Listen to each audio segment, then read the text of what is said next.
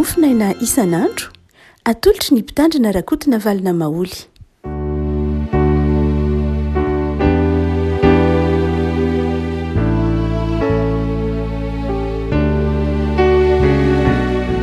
Falmerabantsika ry afako tratra ity sabotsy faran'ny herinandro ity sabotsy fa 10 ny volana avrily. Ny mofinaina voalahatra ho antsika anio dia ny filazan-tsaramasina araka ny Matio 20 andiny voalohany ka hatramin'ny andininy fahafito. Amin'ny anaran'i Jesosy. Ary tamin'ny alin'ny sabata raha vao nazava ratsy ny andro voalohany amin'ny herinandro dia avy izany fasana Maria Magdalena sy ilay Maria anankiray ary indro nisy orohoro-tany mafy fa nisy anjelin'ny tompo nidina avy tany an-danitra dia nakeo ka nanakodiany vato dia nipetraka teo amboniny.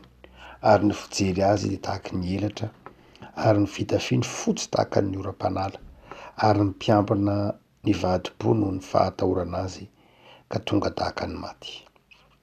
Ary ny anjely namalika nilaza tamin'ny vehivavy hoe aza matahotra ianareo fa fantatro fa Jesosy izay efa nombona tamin'ny hazo fijaliana no tadiavinareo.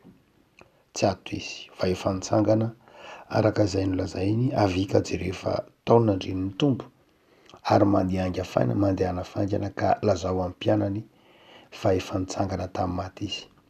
Ary indro mialohanareo any Galilea izy ary any no ahitanareo azy. Indro efa nilaza taminareo any. Ray masino manamasinana ny fahamarinana ny teninao ny fahamarinana. Amen. Isan'ny fohy indrindra ry havako ao anatin'izay fohy ny fitantarany Matio ny fitsanganan'i Jesosy tamin'ny maty. Lavalava kokoa ny an'i Jaona, mivelatra kokoa ny Marika ary ny Matio aza moa lavalava kokoa noho izay. Mitoetra ny amin'ny tantaran-tany moa sy ny sisa. Fa na dia fohy nefa ny Matio dia manindry lafin-javatra vitsivitsy. Anankiray amin'izany ny tenin'i Jesosy manao hoe mandehana, tenin'ny anjely tamin'ny mpianatra manao hoe mandehana faingana ka lazao amin'ny mpianany. Matsiro vehivavy izany fa efa nitsangana tamin'ny maty Jesosy ary indro mialohanareo any Galilea izy any no ahitanareo azy. Indro efa nilaza taminareo any. Miavako hotsika hoe miavaka ny filazantsara araka ny Matio. Raha ohatra ka amin'ny fitantarana fizakana Jesosy tamin'ny maty izany. Amin'ny filazantsara araka ny Jaona dia Marika sy Luka ohatra na i Jaona dia amin'ny fotoana itsanganan'ny tompo tamin'ny maty any dia efa mampitodika antsika amin'ilay Jesosy ao amin'ny fanjakan'Andriamanitra, ilay Jesosy hiakatra nakany an-danitra. Luka moa dia niteny manao hoe dia nakarina nakany an-danitra izy. Ary Marika koa dia manao hoe dia niakatra nakany an-danitra izy. I Jaona dia niteny hoe mbola tsy tonga tany amin'ny ray any. Fa i Matio kosa tsy dia miresaka loatra an'izay. Tsy miresaka loatra an'izay fa mamarana ny teny hoe efa nomena ny fahefana rehetra any an-danitra sy ety an-tany. Koa mandehana ianareo ataovy mpianatra ny firenena rehetra. Tsy ndriny Matio kokoa lay Jesosy miaraka toy ny mbola eto ambonin'ny tany any. Lay Jesosy miaraka mandrakariva amintsika. Lay Jesosy miaraka mandrakariva amintsika. Ary ny filazantsara Matio dia manomboka amin'ny hoe Emanuela. Hitantsika fiatombohan'ny filazantsara. Ny dikany hoe Emanuela dia izao amintsika Andriamanitra. Miandany amintsika Andriamanitra. Miaraka amintsika Andriamanitra. Eo amintsika Andriamanitra. Ary mifarana ihany koa amin'ny hoe Emanuela na Immanuela. Miteny manao hoe indro izaho momba anareo mandrakariva ambara-batongany fahatapelany izao tontolo izao Immanuela. Izany hoe manomboka amin'ny fanomezan-toka Matio fa miaraka amintsika Andriamanitra. Naraoviana. Ary izay Jesosy nitsangana tamin'ny maty izay dia tsy inona tsy akory fa maneho ilay hoe Jesosy manaiky hiaraka tamintsika. de hoe ary izy mandehana ka lazao amin'ny mpianatra fa efa nitsangana tamin'ny maty Jesoa, efa nitsangana tamin'ny maty Jesoa. Ndana lazao amin'ny mpianatra, ny mpianatra zay nidy aman-trano, ny mpianatra zay natahotra ny enatr'olona, ny vavan'olona, ny fanenjehan'ny olona, dia ireto vehivavy reto no ny rahin'ny tompondrany anjely hoe mandehana lazao avy amin'ny mpianatra fa efa nitsangana ange Jesoa. Zany hoe efa tsisy antony tokony no hampatahotra anareo tsony, aza matahotra tsony fa efa nitsangana tamin'ny maty Jesoa. Rehavako lay fitsanganan'i Jesoa tamin'ny maty dia midika faharesen'ny mivaty misakana isan-karazany, faharesen'ny ny fahafatesana, faharesen'ny fahakiviana, faharesen'ny tahotra, zay ny dikany hoe nitsangana tamin'ny maty Jesoa. Takila vaovao zany ny tian'ny tompo iainany reto mpianatra reto hoe mivoah ao anatin'io tahotra io. Ary reny dikandreo ireo zavatra maro samihafa nitranga tantarain'ny Matio 1:1-4 hoe nisy horohorontany mafy, de nisy anjely nikodiny vato, ny fitafiana fotsy manilalelatra nanaovan'ireto anjely sy ny sisa rehetra de maneho zavatra vaovao tsy mbola nisy tak'izany. Ary reny tian'ny tompo takatry ny mpianatra manao hoe ny fitsanganan'ny tompo tamin'ny maty de mbola tsy nisy tak'izany. Takila vaovao, fiainana vaovao ny tian'ny tompo iainan'ny mpianatra ka tsy giazan'ny tahotra sy ny debideby intsony. Eto ary ny anjely rehavako malala de manafatra ny mpianatra ary manafatra antsika mihitsy ny ten'Andriamanitra manao hoe velona ange Jesoa, efa nitsangana tamin'ny maty izy, efa nitsangana tamin'ny maty izy. Zany hoe efa azo atonona amin'ny fotoana rehetra, tsy hoe voazo ny fasana izy de ao de midy aman-trano tsika rehefa aveo tahaka nataon'ny mpianatra, tsia efa tsy ao am-pasana intsony izy, efa azotsika tonona amin'ny fotoana rehetra izy, efa resy lay fahavalo farany. Fa ny faharoa ny afatra ny teny zao manao hoe indro mialoha anareo any Galilia any no ahitanareo azy, any Galilia, any atendrombohitra Galilia. Nisy exégète anankiray amerikana adiniko ny anarany nanazava manao hoe ny filazantsara araka ny Matio de filazantsara ny tendrombohitra, satria marina tokoa fa saiky eny atendrombohitra mandrakariva no isehoan'i Jesoa maha-mesy, maha-mpanjaka, maha-mpampianatra, maha-mpaminany, maha-mpamonjy azy.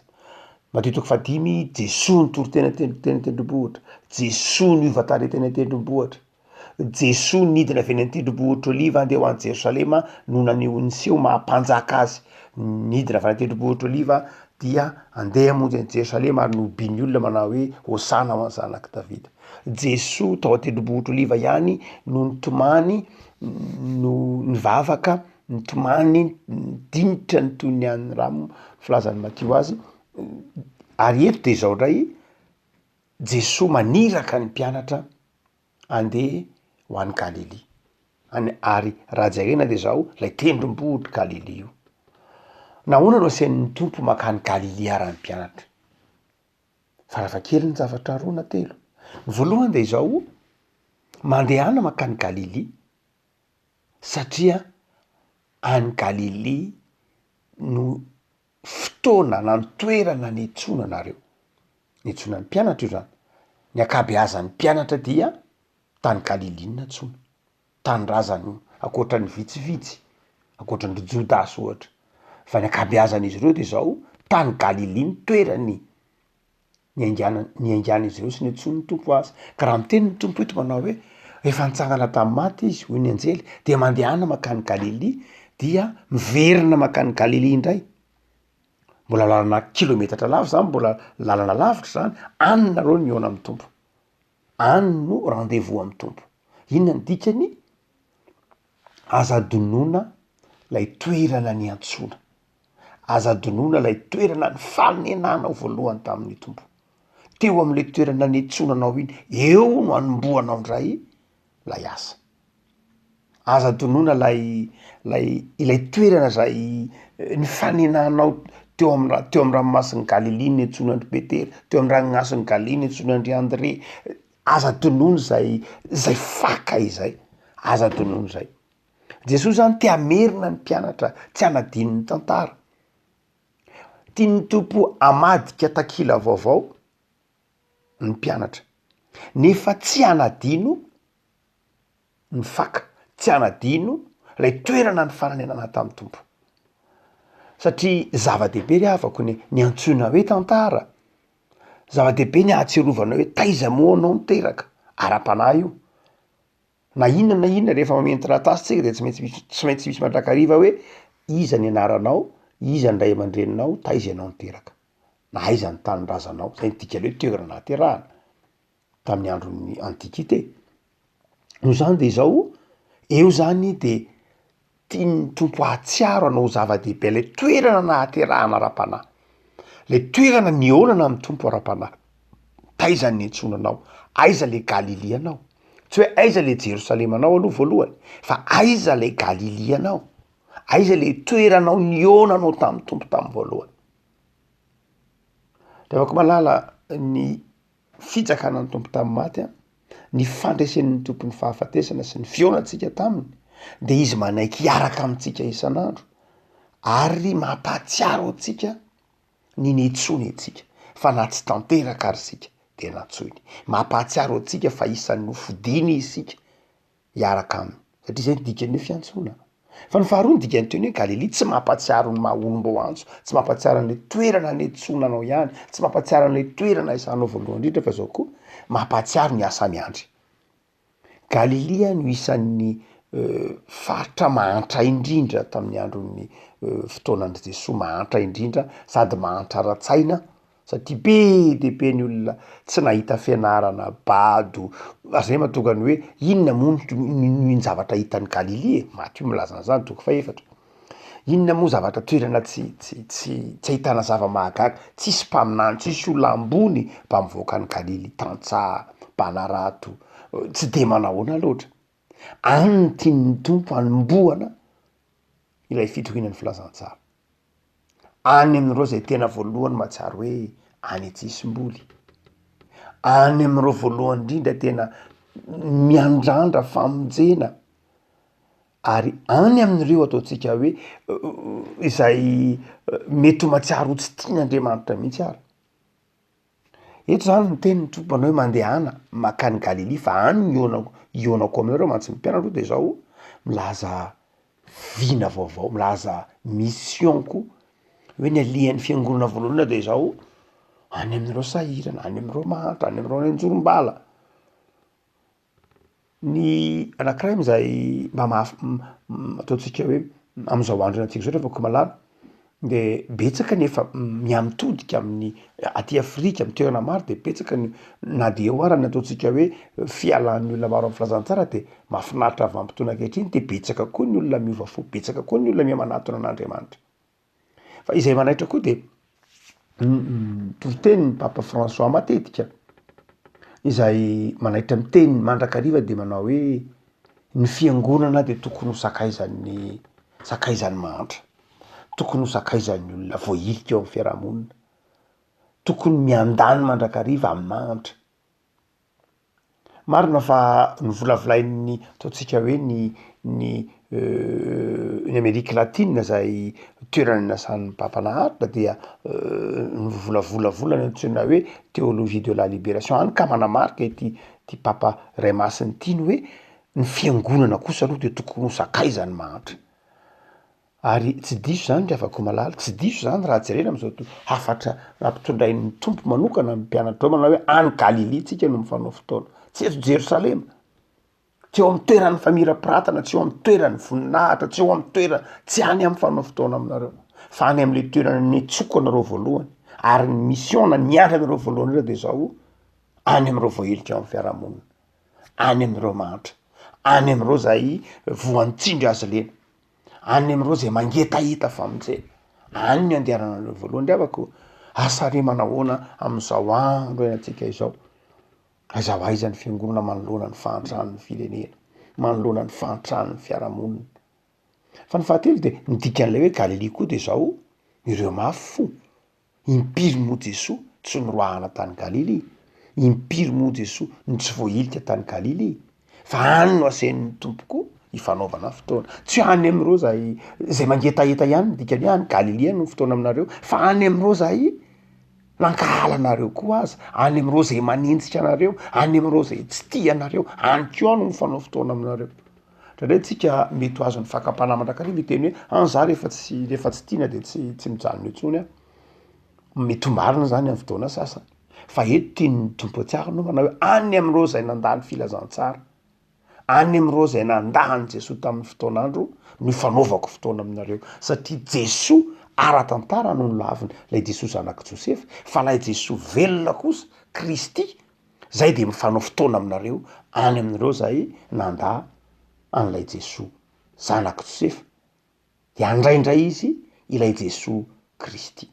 Afaka malala tsy hoe mila vaniny akory Jesoa ka hoe aty Jerosalema no nombona tamin'ny azy fijaliana mitsangana amin'ny maty de nitaona mpianatra andeha kilometatra lavitra indray ionany Galily, fa tiany eny am-pandehanana makivaky any Galily de anana fanantenana sy fifaliana hoe iona am'lay Jesoa any Galily any.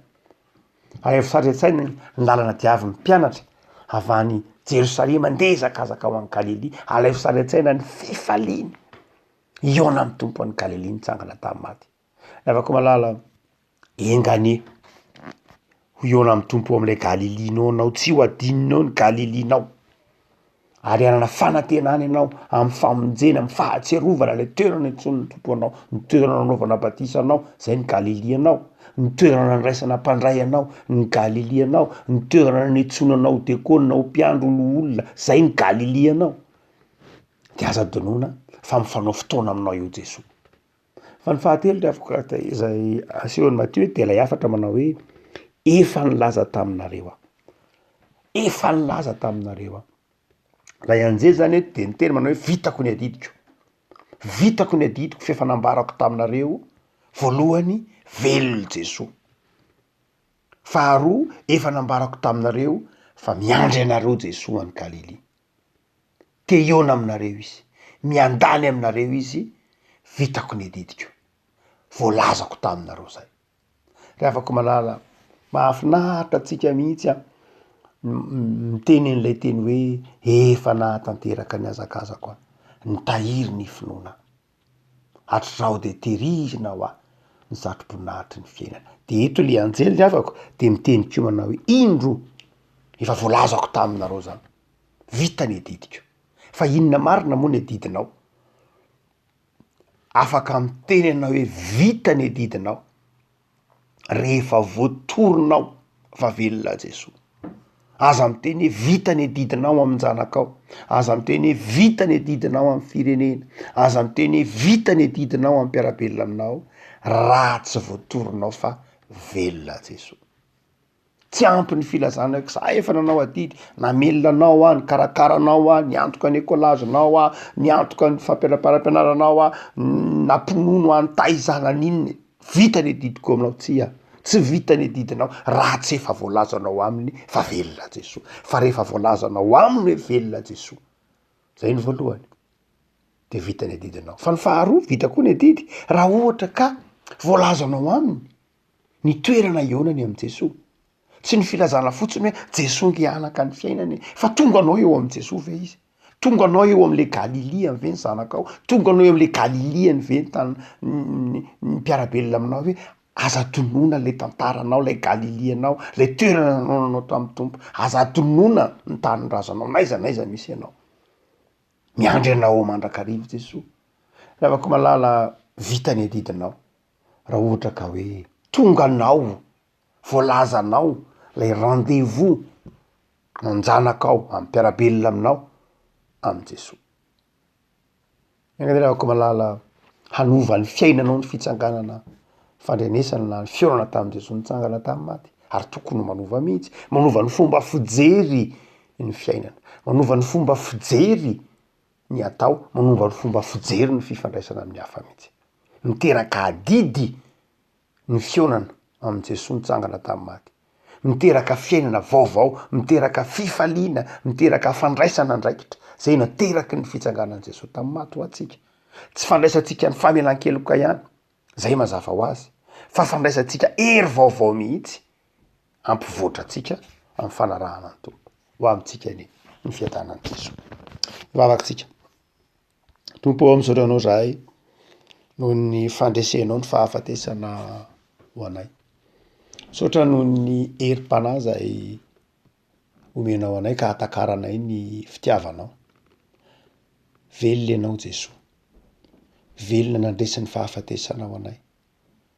Misaotra tompo fa nataonao fandresenay koa zany fandresenao zany. Manafatra anay ny teninao fa ny fitsangananao tamin'ny maty de manjary fiainanao anay ka mahatonga fanoloran-tena vaovao, fiavaozana, herim-panahy, fanapahan-kevitra hanao adidy hanompo hizara nandray ny fitsangananao tamin'ny maty zay tompo. De ampitoerao ty anatinay zany fandreseny zany, ary ataovy tsapanay fa mahagaga eo masonay isan'andro ny fahasoavanao. De ataovy mpandresy zay, mitoera aminay. Misaotra noho zao herinandro mifaranay zao, de mametraka ny herinandro vaovao sahady eo am-pelantananao, herinandro ny fandresena, herinandro ny fitoriana ny filazantsara, herinandro ny fahatsapana ny fitiavanao, ny herinandro vaovao. De mametraka ny fiainana eo am-pelantananao mandrakarivo zay Jesosy. Amen.